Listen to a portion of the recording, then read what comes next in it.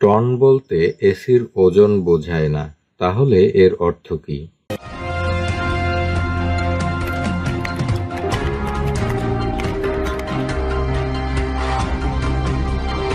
Air কন্ডিশনারের মান বা সক্ষমতা টন এ পরিমাপ করা হয়, কিন্তু টনের মাধ্যমে এয়ার কন্ডিশনের ওজন বোঝায় না, বরং এর সক্ষমতা বোঝায়।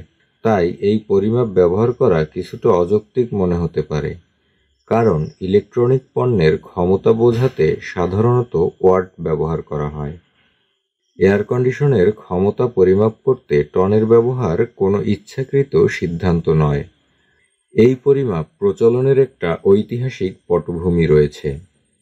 বৈদ্যুতিক এয়ার কন্ডিশনার উদ্ভাবনের আগে বাড়ি ও ব্যবসা প্রতিষ্ঠান ঠান্ডা রাখতে বরফের বড় বড় ব্লক ব্যবহার করা হতো।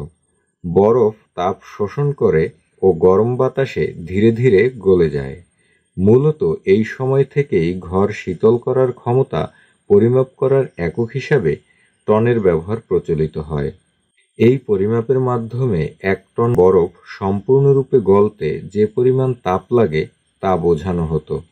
এই পরিমাণ বরফ গলাতে 2,86,000 BTU অর্থাৎ ব্রিটিশ তাপীয় ইউনিট প্রয়োজন। এই বরফের চাই কত দ্রুত গলবে তা নির্ভর করে সময়ের সঙ্গে এটি কত তাপ শোষণ করছে সেটির উপর।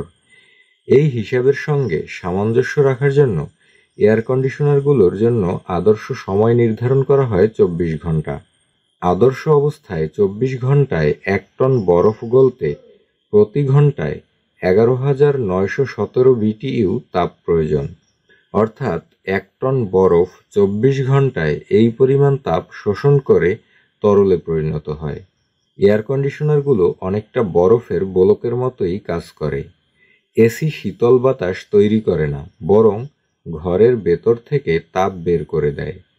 এয়ার কন্ডিশনারের ক্ষমতা বলতে বোঝায় এটি কি পরিমাণ তাপ ঘর থেকে অপসারণ করতে পারে। 11,917 VTU পূর্ণ 12,000 VTU ধরা হয়, অর্থাৎ 1 টন এয়ার কন্ডিশনের ক্ষমতা এটি। এয়ার কন্ডিশনার বা এসি কেনার আগে এর সক্ষমতা বোঝা জরুরি। এসি সিস্টেমের শক্তি ও কার্যক্ষমতা সঠিক মাপ, টুল নির্বাচন এবং ইনস্টলেশনের মতো বিভিন্ন বিষয়ের উপর নির্ভর করে। বেশি টন মানে এসির কার্যক্ষমতাও বেশি। পূর্ণ কার্যক্ষমতা পেতে ঘরের মাপ অনুযায়ী এসি নির্বাচন করতে হবে।